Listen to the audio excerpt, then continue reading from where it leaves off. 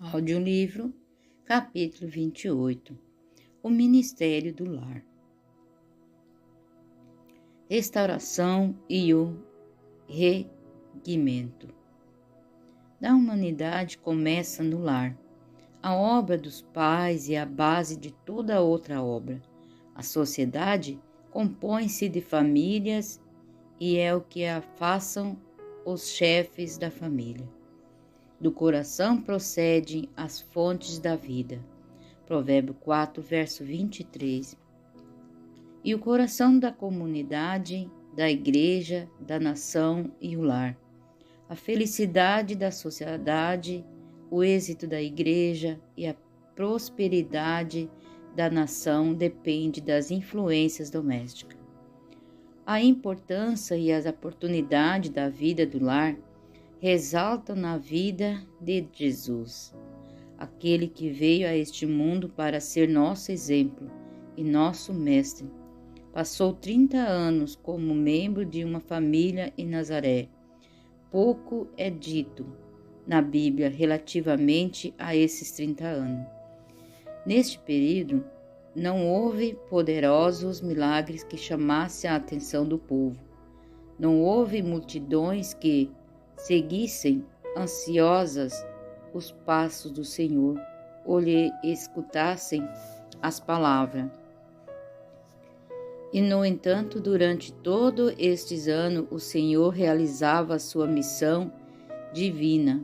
Vivia como qualquer um de nós, tomando parte na vida doméstica, a cuja disciplina se submetia, cumprindo os deveres dela e tomando sua parte das responsabilidades sobre a proteção do lar, humilde, participando dos iniciantes da sorte comum.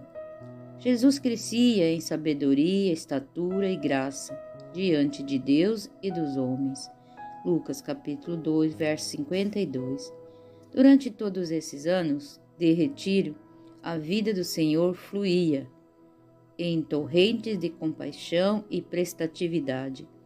Seu desprendimento e tolerância, seu valor e felicidade, sua resistência à atenção, sua constante paz, a sua doce alegria, eram um contínuo estímulo. Ele trazia ao lar um ambiente puro e doce, e sua vida foi como um fermento ativo entre os elementos da sociedade. Ninguém diria que ele houvesse feito algum milagre, não o bastante.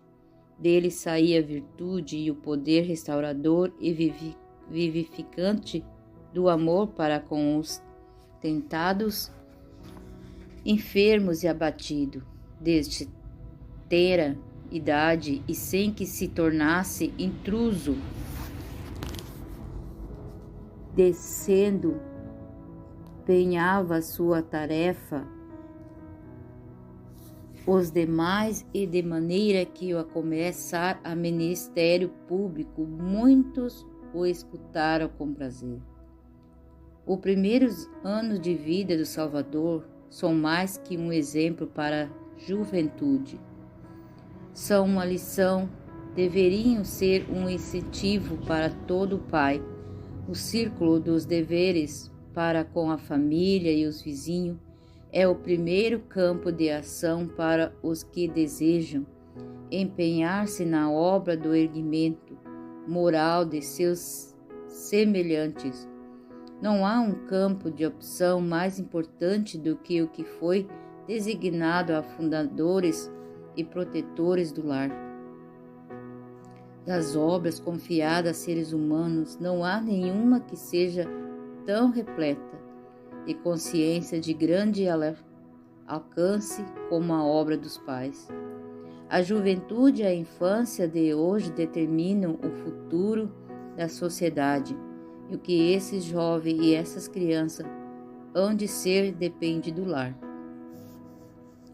A falta da boa educação doméstica pode ser responsabilizada pela maior parte das enfermidades, da miséria criminalidade flagelam a humanidade, seja a vida doméstica fosse para a verdadeira e os filhos que saem do lar estivessem devidamente preparados para enfrentar a responsabilidade da vida e seus perigos, que transformação experimentaria o mundo. Muitos esforços são enviados, tempo, dinheiro e trabalho são gastos em proporções quase ilimitadas, em expressas instituições destinadas à regeneração das vítimas dos maus hábitos. Ainda assim, todos esses esforços se tornaram insuficientes para enfrentar tão grande necessidade. Que significantes são os resultados? Quão poucos são os que se regeneram para sempre. Multidões aspiram a uma vida melhor, mas falta-lhe coragem, resolução para romper com os maus hábitos, recuam diante de enormidade do esforço, das lutas e sacrifício exigido, e sua vida é arruinada. Assim mesmo, os mais brilhantes, os de aspirações mais elevadas e faculdades mais nobres, aqueles que são dotados pela natureza e pela educação de maneira a ocupar cargos, confiança e responsabilidade, também esses degradam-se e perdem-se para esta vida e para a vida por vir. Para os que se corrigem como enfrentar e ferrelha a luta que preciso enfrentar para recuperar a perdida virilidade. E durante toda a vida, com o organismo arruinado, a vontade facilita, a inteligência embotada e a alma enfraquecida. Muitos colhem o fruto do mal que semearam, quanto mais poderiam ter sido realizado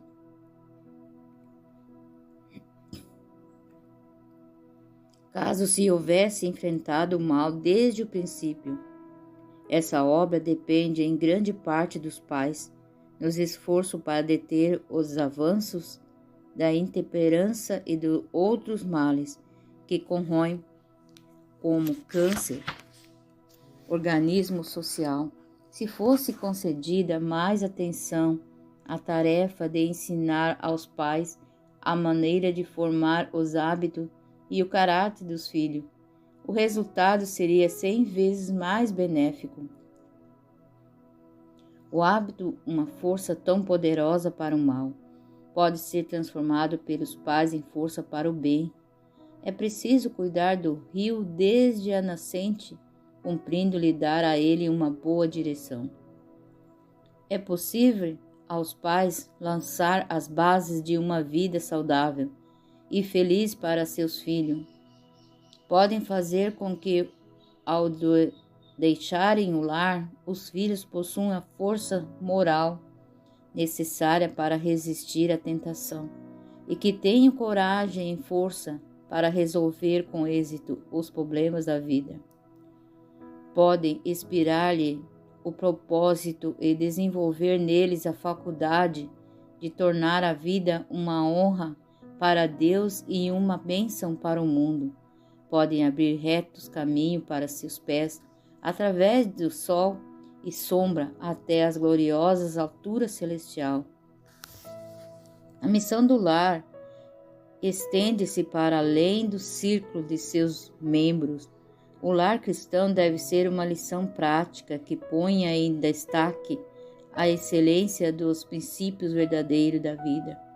Semelhante exemplo será no mundo uma força para o bem, muito mais poderosa que qualquer sermão pregado, e a influência de um verdadeiro lar no coração e na vida. Ao deixarem um lar, assim os jovens ensinarão as lições que ali aprenderam.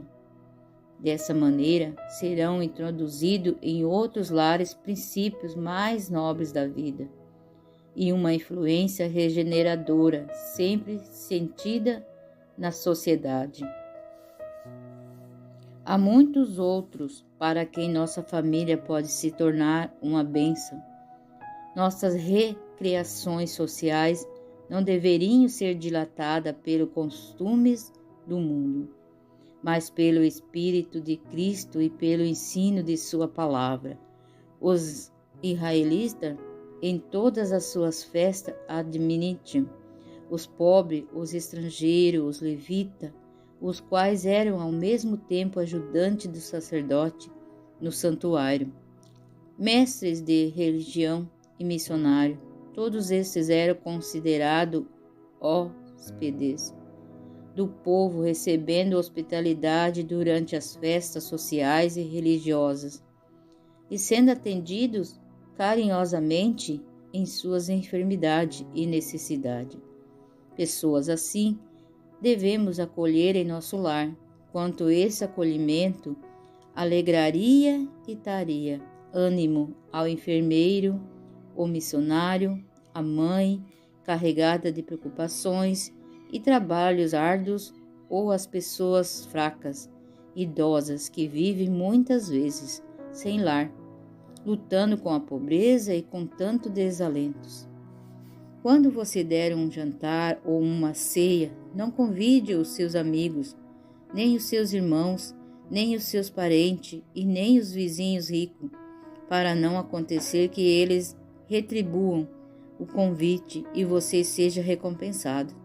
Pelo contrário, ao dar um banquete, convide os pobres, os aleijados, os coxos e os cegos, e você será bem-aventurado, pelo fato de não terem eles com que recompensá-lo.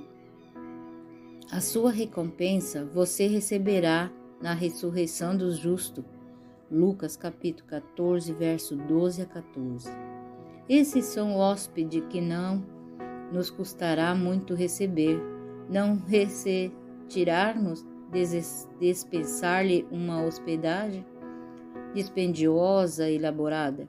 O calor das boas-vindas, um lugar junto à lareira e um assento à nossa mesa. O privilégio de compartilhar de bênção do culto da família será para muitos desses pobres como uma antecipação do céu.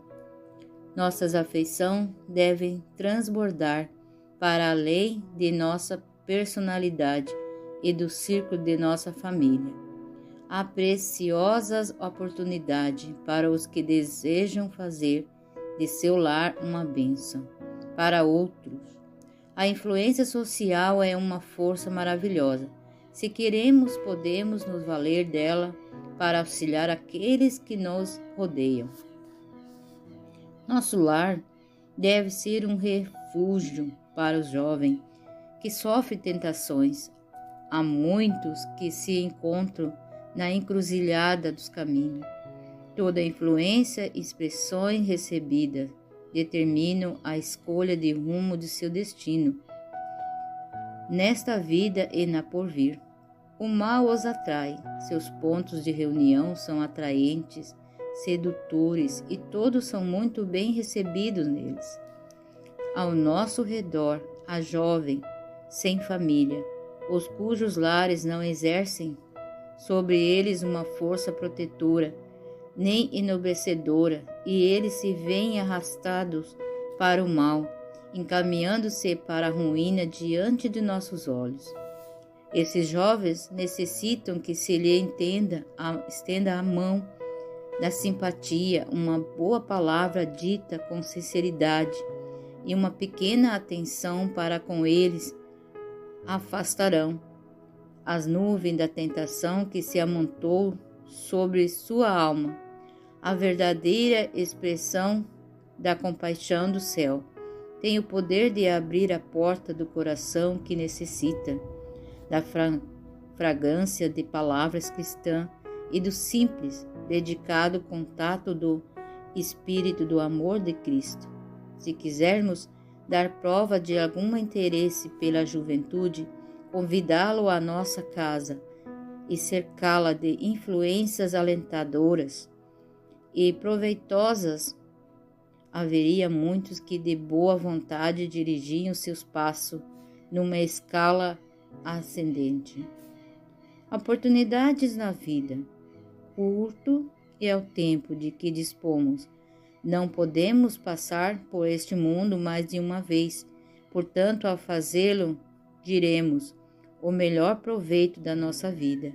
A tarefa a que somos chamados não requer riquezas, posição social, nem grandes capacidades. O que se requer é um espírito bondoso e desprendido, a firmeza de propósito. Uma luz, por pequena que seja, se está sempre brilhando, pode servir para acender outras muitas. Nossa esfera de influência poderá parecer limitada, nossas capacidades diminuídas, escassa, as oportunidades de nossos recursos reduzido. No entanto, se